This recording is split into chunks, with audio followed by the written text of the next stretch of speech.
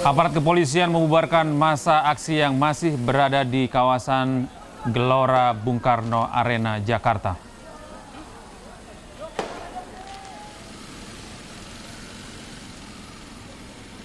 Setelah dibubarkan polisi, massa aksi tersebar ke sejumlah titik.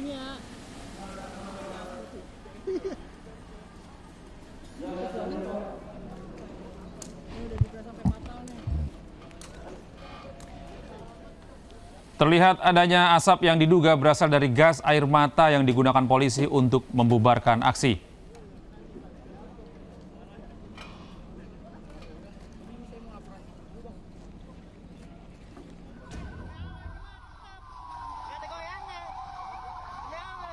Akibat aksi massa ini, perjalanan KRL Rangkas Bitung Tanah Abang terganggu lantaran masih ada sejumlah pendemo yang menutup jalur KRL. Terlihat juga polisi yang terus berpatroli di kawasan Senayan untuk membubarkan pengunjuk rasa.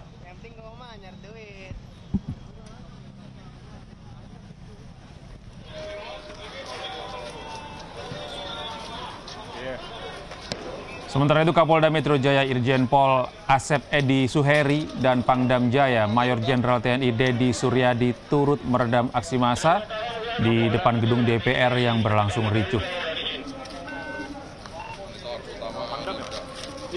Dengan pengawalan ketat, Kapolda dan Pangdam berjalan kaki di ruas jalan depan gedung DPR yang telah steril oleh massa.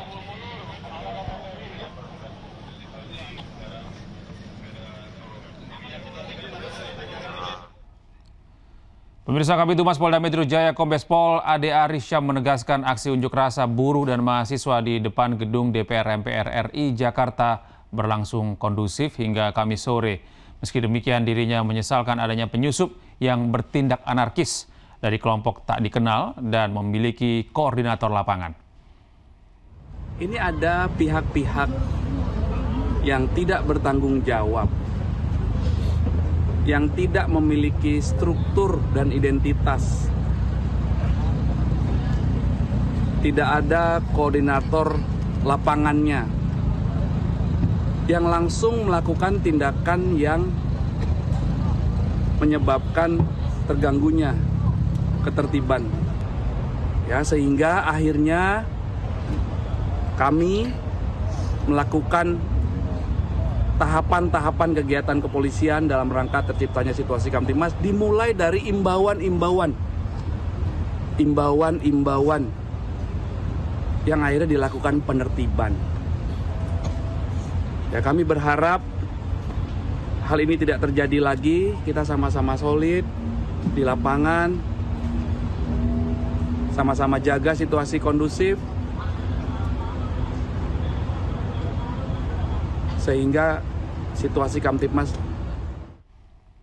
Sementara itu, pemirsa, diduga hendak berangkat ke Jakarta untuk unjuk rasa di gedung DPR RI, puluhan pelajar SMA asal Bogor diamankan petugas gabungan di Stasiun Bogor, Jawa Barat. Razia pelajar ini juga dilakukan di kawasan Tangerang Kota. Kali ini beberapa sekolah SMK dan MTS Kota dan Kabupaten Bogor langsung kita amankan ke Polresta Bogor Kota. Puluhan pelajar asal Bogor ini terpaksa tidak bisa berangkat ke Jakarta untuk mengikuti aksi unjuk rasa di depan gedung DPR RI.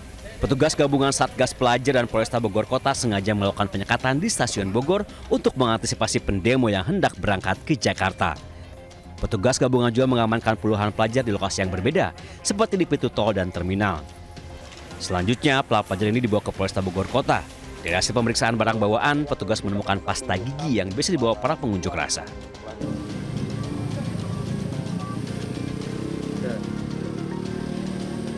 Serupa, Polres Metro Tangerang Kota juga mengamankan 5 pemuda putus sekolah yang akan mengikuti aksi unjuk rasa di gedung DPR RI Jakarta. Demi mengamankan hal-hal yang tidak diinginkan saat unjuk rasa berlangsung, kelimanya diamankan di Polsek Batu Ceper. Pemeriksaan tidak ditemukan barang-barang, namun dia memang tujuannya akan mengikuti aksi yang ada di jalan. Dari hasil penggeledahan barang bawaan, tidak ditemukan barang berbahaya dari tas korban.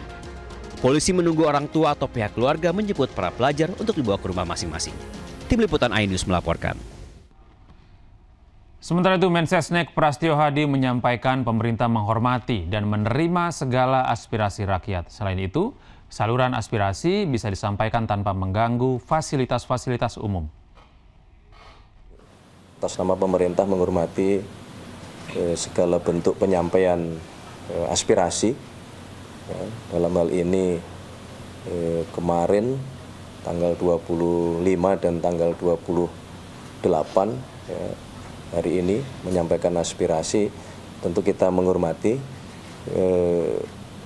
tetapi yang lebih penting bahwa saluran-saluran aspirasi itu bisa disampaikan melalui berbagai cara ya. Ya, kalaupun Sementara itu, mantan Kepala BIN AM Hendro Priyono berpandangan ada campur tangan asing di balik demo yang berujung ricuh di kawasan DPR RI Jakarta. Menurut Hendro, pihak asing itu menggerakkan dari luar dan memiliki kaki tangan di dalam negeri. Pergerakan anak muda sekarang. Iya, karena saya tahu saya nggak lebih pintar dari kalian, saya tidak lebih pintar, tapi saya mengalami semua. Dan ini ada yang main gitu. Pada waktunya saya bisa sampaikan namanya yang main. Ya, itu dari sana, dari luar. Dari luar. Orang yang dari luar hanya menggerakkan Mantan Kabar Eskrim Polri Susno Duaji mengatakan penculikan dan pembunuhan Kepala Cabang Bank BUMN Muhammad Ilham Pradipta tidak profesional. Kami hadirkan informasi lengkapnya sesaat lagi. Yang melibatkan banyak orang,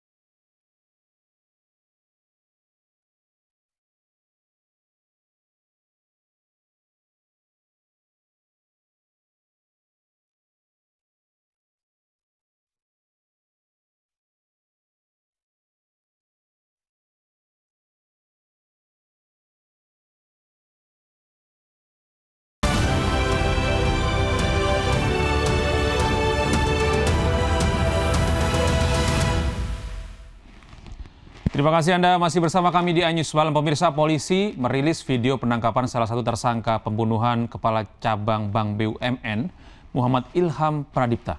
Tersangka ditangkap di Semarang, Jawa Tengah.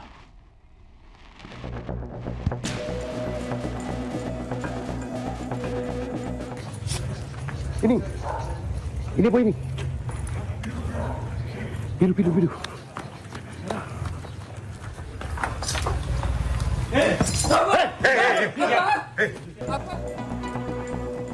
Inilah detik-detik penangkapan tersangka RS1 dari 15 pelaku penculikan dan pembunuhan terhadap Muhammad Ilham Pradipta. Tim gabungan menggerebek rumah tersangka RS di Candi Sari, Semarang, Jawa Tengah. Sama siapa? Sama itu. Kemana? Namun, di lokasi, polisi tidak menemukan keberadaan RS. Tapi ada.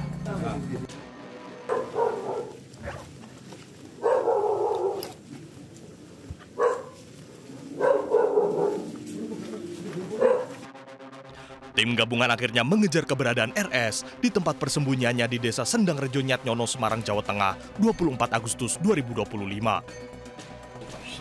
Kamu sama kamu. Motornya apa yang dibawa? Tersangka RS tak berkutik saat ditangkap polisi. RS diketahui berperan menyediakan tim pemantau yang mengikuti kegiatan korban serta menyiapkan tim informasi teknologi. Polda Metro Jaya masih mendalami peran dan keterlibatan 15 tersangka penculikan dan pembunuhan ini. 15 itu yang diamankan. Ya. Nanti kami update untuk detail tersangkanya lagi karena ini harus diperiksa secara mendalam. Diamankan. Ya, jadi tindakan pertama itu mengamankan, setelah itu dilakukan pemeriksaan. Sementara itu, mantan Kabareskrim Polri Susno Duaji mengatakan penculikan dan pembunuhan terhadap Kepala Cabang Bank BUMN Muhammad Ilham Pradipta tidak profesional. Sementara itu terkait motif Dwi Hartono membunuh korban diduga karena dendam pribadi. Apakah pembunuhan ini profesional? Ya jelas tidak profesional ya. Kenapa? Rantai organisasinya terlalu panjang, melibatkan banyak orang, maka sangat mungkin untuk cepat terungkap. Apakah DH ini motifnya transaksional juga? Ini saya kira tidak. Kalau kita menunggu dari Polri, belum ada penjelasan, tapi yang menerka-nerka ya.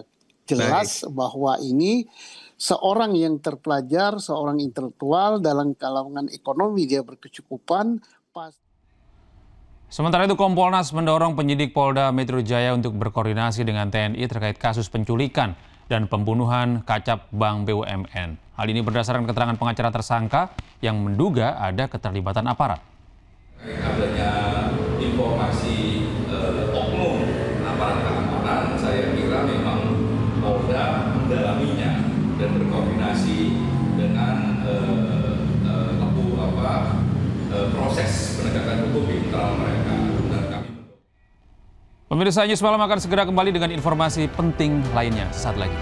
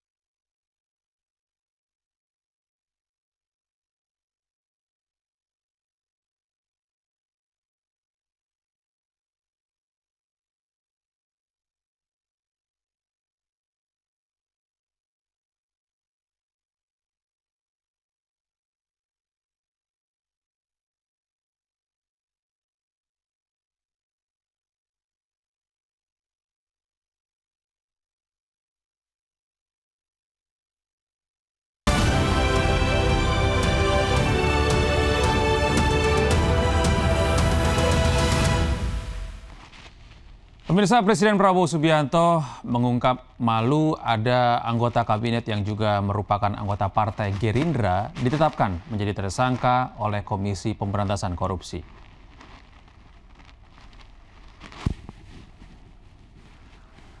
Terima kasih. Sosok yang disebut bikin malu tersebut ialah mantan Wamenaker Republik Indonesia Immanuel Ebenezer atau Noel, yang kini menyandang tersangka dalam kasus korupsi pengurusan sertifikasi keselamatan dan kesehatan kerja.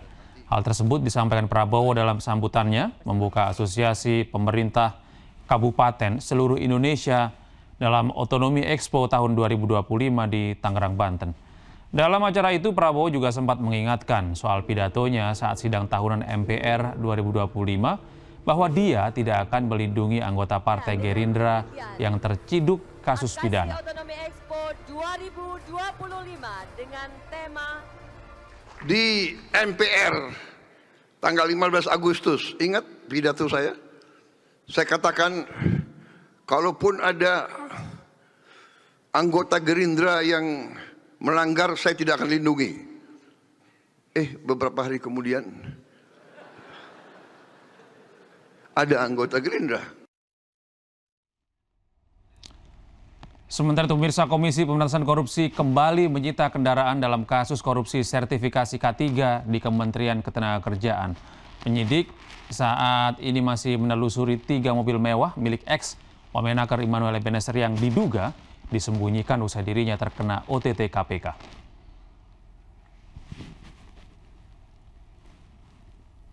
Satu unit mobil yang disita penyidik KPK kini terparkir di halaman gedung KPK Jakarta. KPK mengungkap mobil ini merupakan milik salah satu pejabat di Kemnaker dan diduga berasal dari hasil pemerasan dalam penerbitan sertifikasi K3 yang tengah diusut KPK. Selama proses pengusutan kasus ini sudah ada 24 kendaraan yang disita KPK. Penyidik saat ini masih menelusuri 3 mobil mewah milik ex Wamenaker Immanuel Ebenezer. 3 mobil mewah tersebut diduga dibawa kabur dari rumah dinas Immanuel Ebenezer usai dirinya terkena OTT KPK.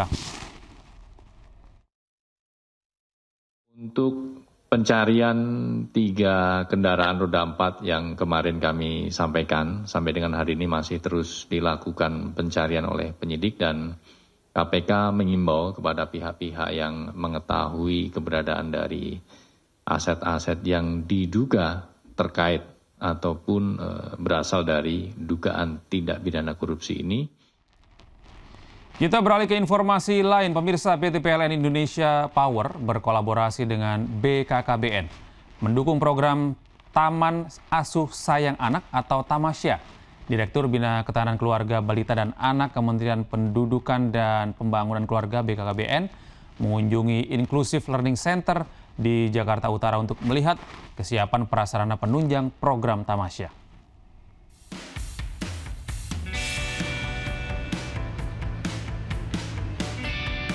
Taman Asuh Sayang Anak merupakan salah satu program PLN Indonesia Power UBP Priok sebagai bentuk perhatian terhadap pendidikan, terutama pelajaran sejak dini. Selain pendidikan akademik, program ini juga mengajarkan pendidikan karakter anak sehingga dapat tercipta generasi emas 2045. Direktur Bina Ketahanan Keluarga, Balita dan Anak Kemenduk Bangga, BKKBN, Dr. Irma Ardiana pun mengunjungi Inclusive Learning Center di Jakarta Utara. Kegiatan ini menjadi wujud nyata dalam memperkuat prasarana pendidikan anak usia dini serta meningkatkan ketahanan keluarga. Diharapkan melalui kolaborasi ini, PLN IPUBP Priok dengan Kementerian Kependudukan dan Pembangunan Keluarga, BKKBN terus bersinergi dengan pemerintah daerah dan pemangku kepentingan lainnya. Hal ini untuk meningkatkan kualitas pendidikan dan pengasuhan anak. Dari Jakarta, Ismalia, Tri Julianti, iNews melaporkan. Beralih ke informasi mancanegara, pemirsa, sebuah apartemen di Virar, India hancur. Belasan orang tewas akibat kejadian ini.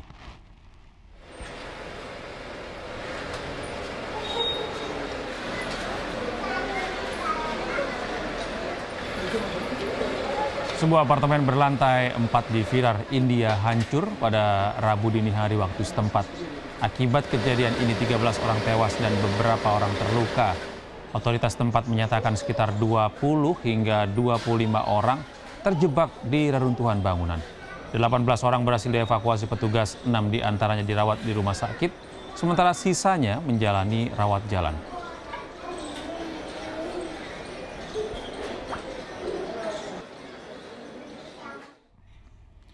Pemirsa, Panglima TNI mengirimkan tambahan pesawat TNI C-130 untuk perkuat Satgas Garuda Merah Putih 2 dalam misi kemanusiaan Gaza, Palestina.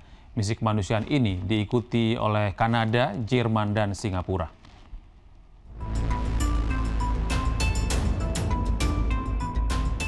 Panglima TNI kembali mengirimkan tambahan pesawat TNI C-130 untuk memperkuat Satgas Merah Putih 2 untuk misi kemanusiaan untuk Gaza, Palestina. Sampai saat ini, Satgas telah menerjunkan 91,4 ton bantuan ke Gaza melalui misi airdrop. Bantuan tersebut berisi bahan pangan, obat-obatan, dan perlengkapan darurat yang sangat dibutuhkan masyarakat di wilayah konflik.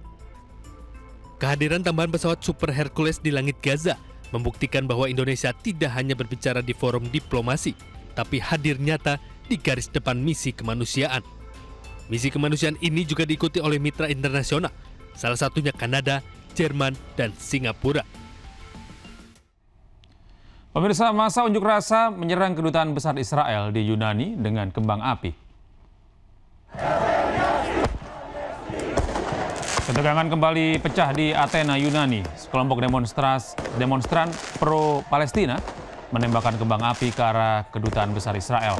Aksi ini terjadi sebagai bentuk protes terhadap agresi Israel di Gaza. Meski tidak menimbulkan kerusakan besar, insiden ini langsung memicu reaksi keras dari pihak Israel. Mereka mengecam aksi tersebut sebagai pelanggaran keamanan serius.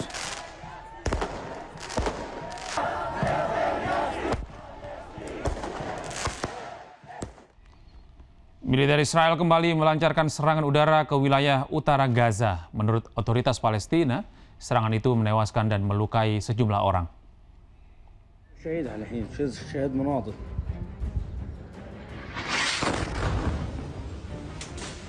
Israel kembali melancarkan pesawat dalam serangan udara hebat di dekat lingkungan Sheikh Radwan di utara kota Gaza. Menurut otoritas Palestina, serangan ini menewaskan dan melukai sejumlah orang. Serangkaian serangan udara yang dilakukan oleh pesawat Zionis Israel menargetkan sebuah kompleks perumahan di sekitar lingkungan Sheikh Radwan dan Jabalia Al-Balad serta Jabalia Al-Nazla di utara Gaza. Rekaman menunjukkan pengeboman gedung Dardona oleh Zionis Israel di belakang lingkungan Sheikh Radwan di timur laut kota Gaza.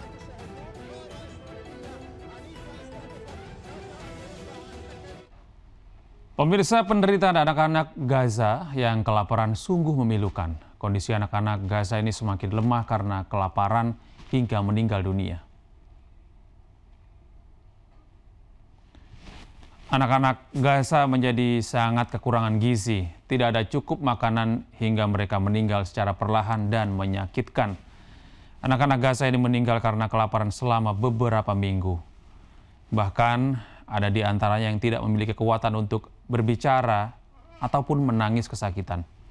Kelompok-kelompok bantuan sebelumnya telah memperingatkan dengan lantang bahwa kelaparan akan datang karena Israel mencegah makanan dan kebutuhan pokok lainnya masuk ke Gaza.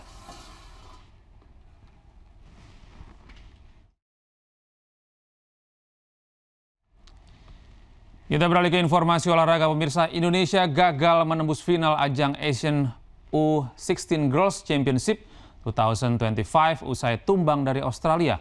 Skuad muda Garuda Pertiwi harus mengakui keunggulan Australia dengan skor akhir 0-3. Dan pemirsa, informasi ini sekaligus menutup jumpa kita dalam iNews malam hari ini. Temukan terus informasi-informasi terbaru kami lainnya di www.inews.id. Cuplikan tayang berita iNews juga dapat Anda saksikan di kanal YouTube @official iNews. Mewakili kerabat kerja yang bertugas, saya Gede Satria pamit undur diri. Terima kasih atas kebersamaan Anda. Tetap sehat, tetap semangat, selamat beristirahat, dan sampai jumpa. Remaja pemirsa, ya koin tos kali ini dari Kaya dan juga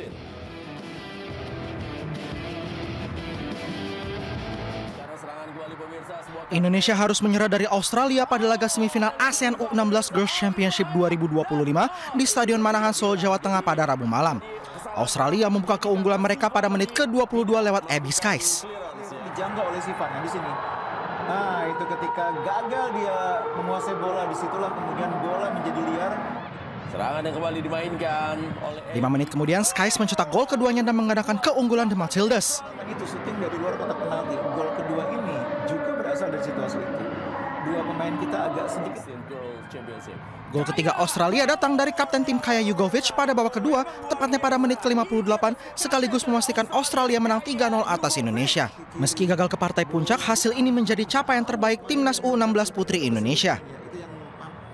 Ya, intinya penugasan itu harus diperbaiki pada saat defense, kemudian saat merebut bola harus lebih tenang sehingga bisa berkembang. Karena sebenarnya kalau kita bisa lepas dari 2-3 stasiun, 4 aja udah pasti berkembang permainan, karena semuanya mereka bisa main. Cuman itu tadi, baru rebut kasih orang hilang lagi gitu.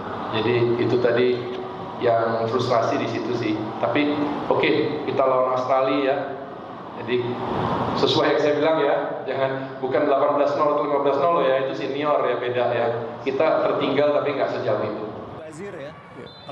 Berikutnya pasukan Timo Schueneman akan menghadapi Vietnam dalam perebutan tempat ketiga Jumat mendatang. kekalahan pertama yang didapatkan oleh Timor Leste.